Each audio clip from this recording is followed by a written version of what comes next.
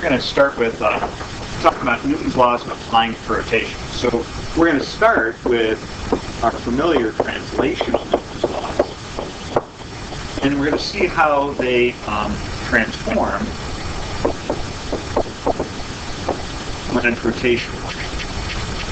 So the first law is that an object in motion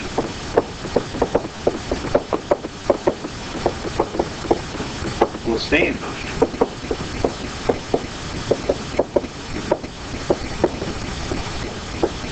at a constant speed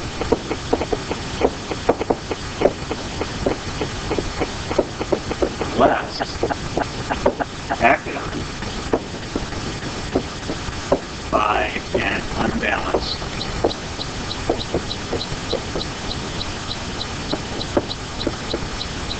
force. Now, rotationally, that would be something like this. An object which is spinning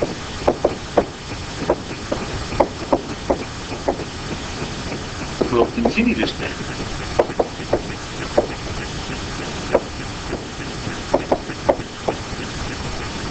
at a constant angular velocity unless acted on by an unbalanced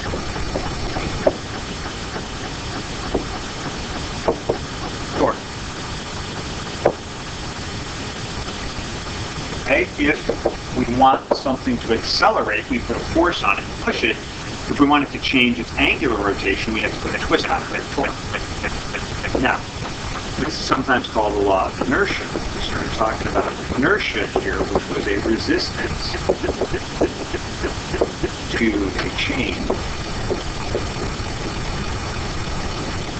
in speed.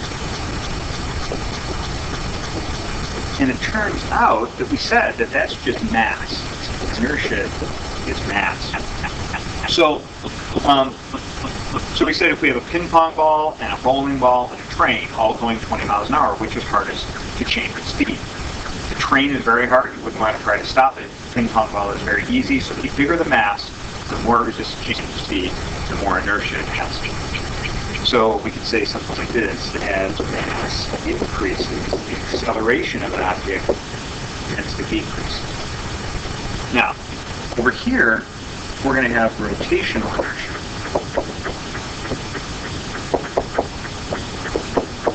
Okay, which is related to mass, but it's not mass. And the letter we use for it is a capital I. Okay. And this would be a resistance to a change in rotation. We'll have the same type of thing as rotational inertia increases. Rotational acceleration will be increasing.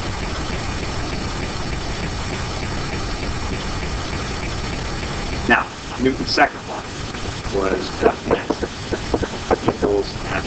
We spent most of our time in Newton's laws unit just solving problems with F net equals ma. If I rearrange this, I'll get A is F over M. And we can see as F goes up, acceleration goes up, but as M goes up, acceleration will go down. So the rotational analog to that would be torque net equals I alpha, or I can rearrange that as alpha equals torque net over I. So we can see as torque increases, rotational acceleration will increase, but as I rotational inertia increases, alpha decreases. And then the last one would be for every force, there is an equal and opposite force.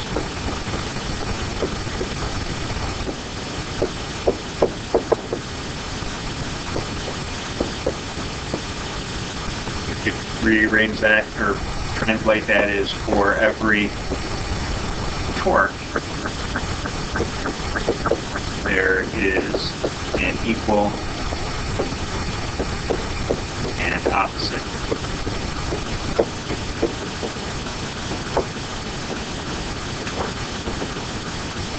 That reminds me, I read a quote one time from an astronaut.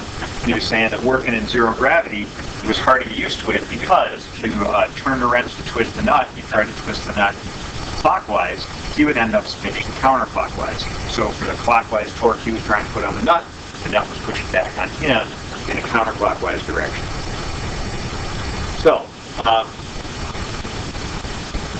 some examples. So we have a 6 Newton force over here applied at the edge of the disk. That's going to make this disk rotate. Okay, we have the radius, gives you the rotational inertia, and we want to know the angular acceleration. So, alpha.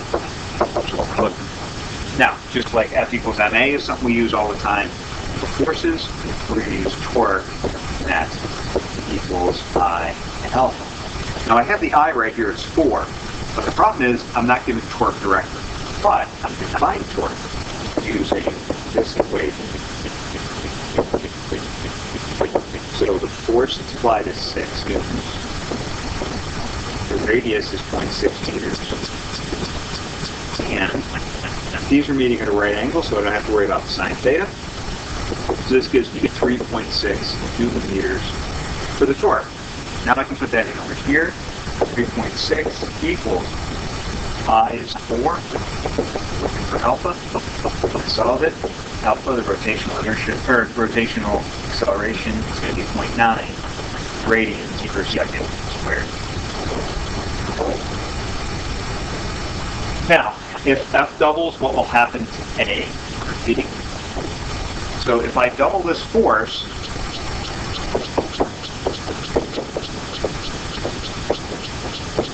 the torque doubles.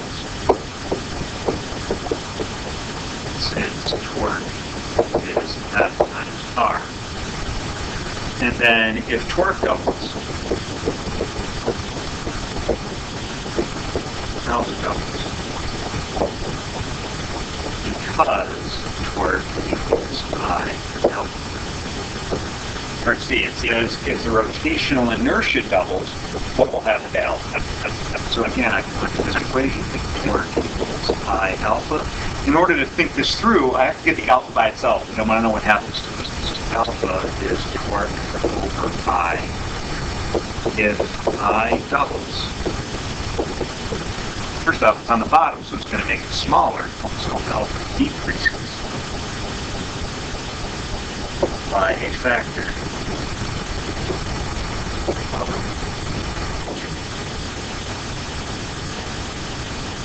next page.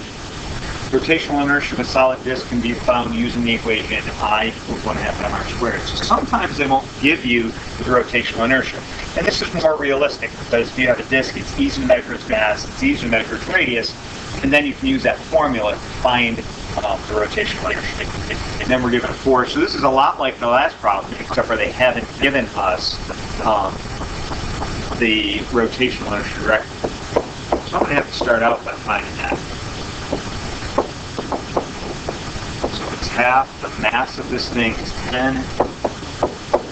And the radius is 0.5.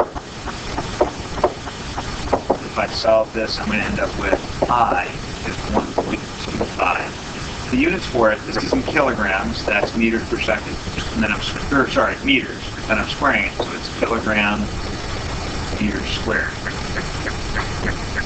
So I have that. Now, I'm probably going to want to use this equation, torque equals I alpha, but I don't have torque yet. So again, just like last time, torque using this equation. So F is 100, R is 0.5, that's going to give you the torque. Now I can plug that in over here. So 50 equals 1.25 times alpha. So alpha is going to be 40 radians per second squared. Now, that wasn't actually what it was asking for. It says starting from rest. So I've been given that the initial angular velocity was 0. how long, so I'm looking for t, will it take to reach an angular velocity of 4 radians per second. So our 4 radians per second. And I just found it out for this 40. So now what I can do is plug into this equation. So I have 4 is 0 plus 40 times t. If I solve that, t is going to be 0.1.